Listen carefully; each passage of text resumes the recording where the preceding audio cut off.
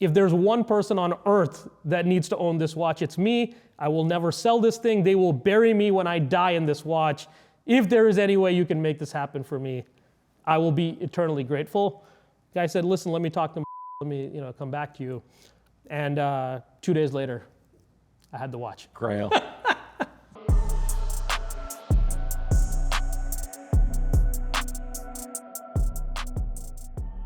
Hi everyone, thank you for joining me. We are broadcasting from New York City with my friend NYC Watch Guy. This is episode 3 of our collector interview series. And we have some incredible watches today, a phenomenal journey to talk about in watch collecting, one that has ups and downs and a little bit of everything. Thank you for joining me. Really appreciate it, and for having us in the beautiful space here. Why don't we just talk a little bit about how you got to this point? I mean, this is not a traditional collecting journey. How did it start? This MB&F HM4 Thunderbolt, I still remember it came out in 2011. In 2011, I owned one watch. I owned a Zenith El Primero Chronomaster, which I've told the story many a time. It was my first ever mechanical watch. I didn't know anything about watches, honestly. I had seen an ad for a Zenith watch in a magazine, and I thought, that must be the pinnacle of watches right there. And so I went hunting for an affordable Zenith. It took me all around Rome, and as luck would have it, I found this watch in an old jewelry store for $3,000, no box, no papers. And that sort of led me down this rabbit hole into forums and into Hodinkee.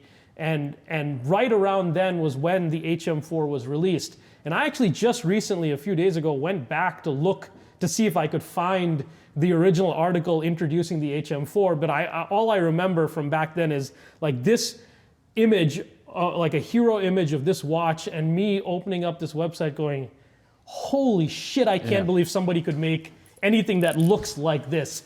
And of course, like, I couldn't afford this watch. I knew nothing about MB&F, but I think for me, as being a gadget guy, a toy guy, something, I always needed something new in my hand. Seeing something like this just captured my imagination.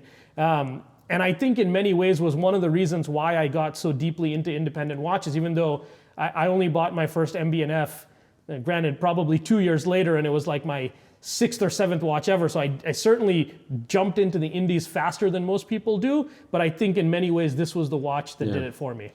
That was the watch that kind of got me really hooked onto the brand. And by the way, it's unbelievably comfortable to wear on the wrist. If you've ever put one on, it's incredible.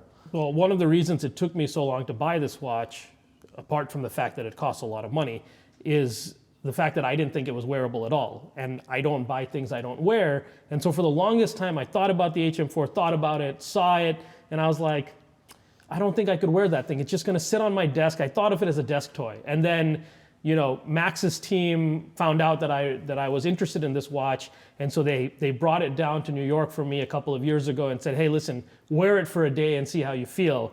I remember you texted me about that. And we said, hey, worst case scenario, it's a really nice desk clock. The thing about this watch, more than any other, I think, is that to me, this is the first ever truly 3-dimensional watch. Right? Most watches are 2-dimensional. Like, yeah, they're like this thick, but like at the end of the day, you're always looking down at it and you're reading time in a certain way. This, to me, overall was really, it felt like the first ever 3-dimensional watch that sat on your wrist.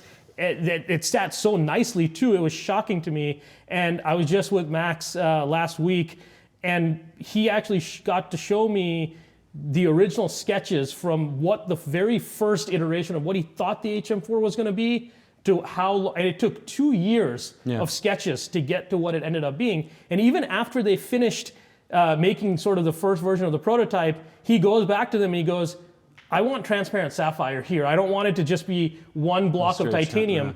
And the amount of time, effort, and money it took them to just add sapphire in there, it was just mind-boggling to me. When he told me how much money that, I was like, you must be out of your fucking mind if you're spending that much money on machining. But that to me is what indie, like the difference between indies and the big brands is that the indies can spend money on R&D to create something that's just really cool because they don't need to worry about necessarily the bottom line, versus when your brand is owned by a conglomerate, you have shareholders, and you have to worry about every little dollar and cent that goes into a watch, which is why the indies can create stuff like this, and your mainstream brands, as much as they do cool work, they'll never come up with this because it's just too radical for them to ever try. Yeah.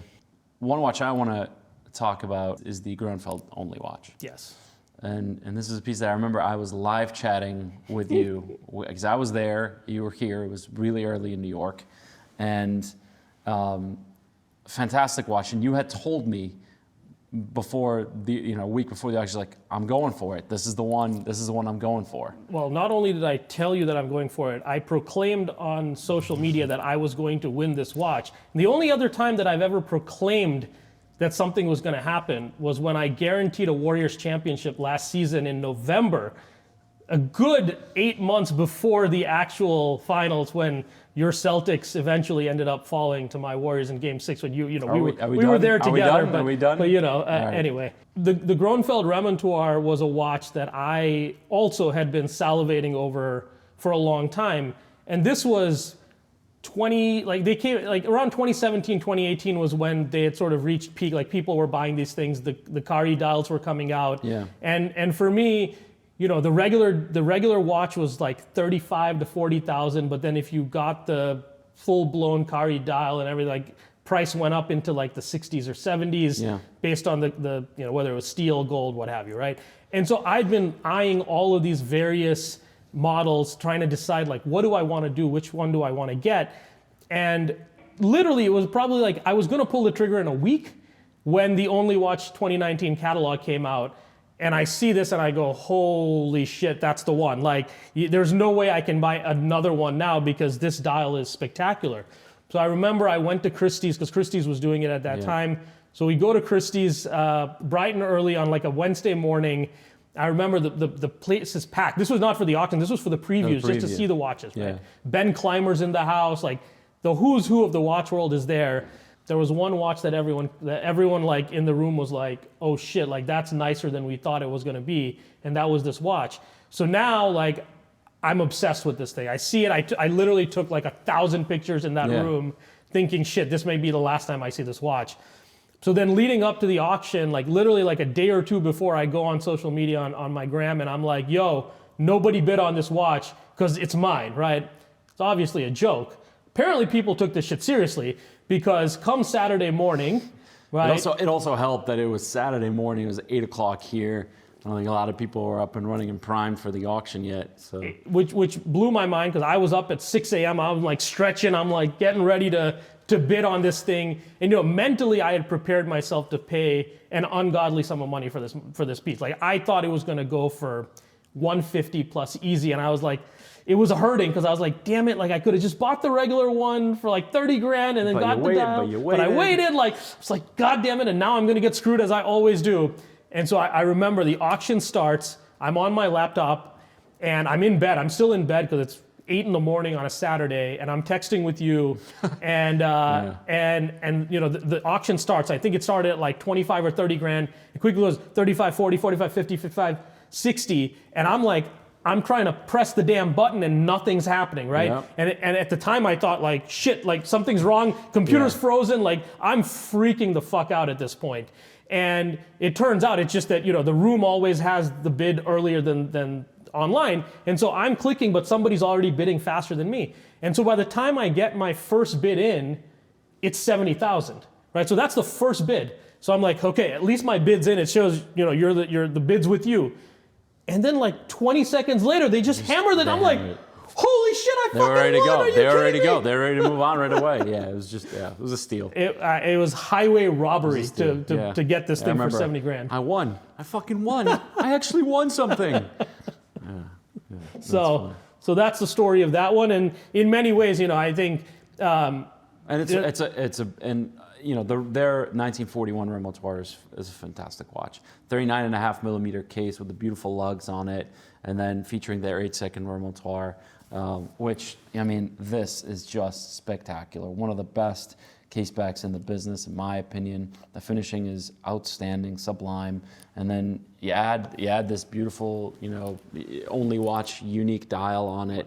which I found out later on when I was talking to the brothers, that they tried many different types of ways to get that dial with the sort of frosted look, with the shimmer, and they tried blasting it with many different types of substances, and eventually it was brass beads that I think they they found that if they hit that dial at high speed, that's what gets the and I believe the luster. hands are also blued. Yep. They're flame blued. To it's a spectacular watch, and in many ways it's sort of like the core of my collection. It's an independent. It's 39 millimeters. It's like everything about this watch is just perfect, and just a great story behind the whole thing. So we're gonna transition now from, I guess, neoclassical watchmaking with the Gronefeld to what is by far the most contemporary avant-garde of the bunch, and that's URWERK. A very special URWERK, a very special 1 of 23 URWERK. The UR220 Grove Special, I think they call it, featuring the 23 at the very top, which I believe was a secret release done in collaboration with Jordan. And how did that develop? How did this happen? URWERK was another brand that for the longest time, I was like, man, those are the coolest watches. I love their complication, the satellite complication. There's no way I can wear that watch. Like, I just can't wear it. It's too big. And so when the 210 came out, I went and I tried every version of the 210, and I just couldn't get comfortable with the size on my wrist. And then the 220 comes out, and it's in carbon, and it's slightly slimmer, but the weight is just so much lighter. Yeah. One day, I'm browsing on Instagram, and I get a DM from a guy that I don't even know who he is. Now I know who he is. He's a good friend of mine, but look at him, I'm like, that looks like a 220, but it's not a 220. The color scheme makes no sense. And I was like, that looks like 23 engraved on the back. I'm like, I think this might have something to do with the GOAT, right? And so I start to piece together that turns out Michael Jordan did a 23-piece limited edition for him and his buddies at the golf club. So I go, all right, fine. Like, I'm in sports, I'm in basketball. Like, there's got to be somebody that I can call. So I start calling all sorts of fools. I'm like, yo, you call MJ for me? I need a watch. Yeah. These guys are like, just call motherfucker. MJ for me. They're like, we are not calling Michael Jordan for you. That's not happening. I'm at Art Basel in Miami 2 years ago, and I'm having lunch with a big hedge fund guy that I know. And I'm wearing my 220 carbon, the regular version, but he's never seen an URWERK before. So he's like, what is that? So I explained to him, a little bit about the brand, and I say, oh, funny story, there's a 23-piece limited edition of this watch that Michael Jordan had made. I've been calling everybody trying to get trying to find one, and I've given up. This guy's the nicest dude in the world. He goes, let me call him for you. Holy shit, okay. So he texts Mike while we're at lunch. And then, I forget about this. Like, I go back to my regular life. It was a non-event because I was like, there's no way this is happening. 2 days later, I'm still in Miami, and I look outside, and it's the hedge fund guy. And he goes, hey, is this thing called the URWERK Grove 23 edition? I go, yeah. He goes, all right, listen, I'm gonna put you on the phone with Mike's manager, and they might work something out for you. So I get on the phone with Mike's manager. This guy's done some research on me already. He's like looked into me. We have a great conversation. And I say to him at the end, I say, look, I know this is impossible to get, but like, just so you know, Jordan and URWERK like put together, like that is literally my grail. You're talking about one of the most awesome independent brands with the greatest of all time. Yeah. If there's one person on earth that needs to own this watch, it's me. I will never sell this thing. They will bury me when I die in this watch. If there is any way you can make this happen for me, I will be eternally grateful. The guy said, listen, let me talk to Michael. Let me come back to you. And 2 days later, I had the watch. Grail.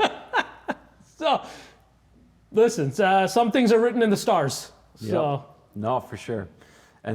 And on top of that, it's just a really cool watch. I mean, with or without the MJ emblem. I mean, it's. But with the MJ emblem. Yes, with the MJ emblem. Obviously, the provenance of it is pretty special. Yeah. All right. Enough about Grove 23. The last watch at the end of the batch here is a special one for us because after what I thought was just never going to happen. you actually bought a watch from me. So we had known each other for quite some time. You know, we'd become friends. We played basketball. Eventually, it happened. The Starry Various, DB25, the Bethune Starry Various, with the blue titanium dial, was the one that I guess broke the ice for us. So this watch, I would say, was the first watch from de Bethune that I literally couldn't sleep at night dreaming about this one. It was just so beautiful.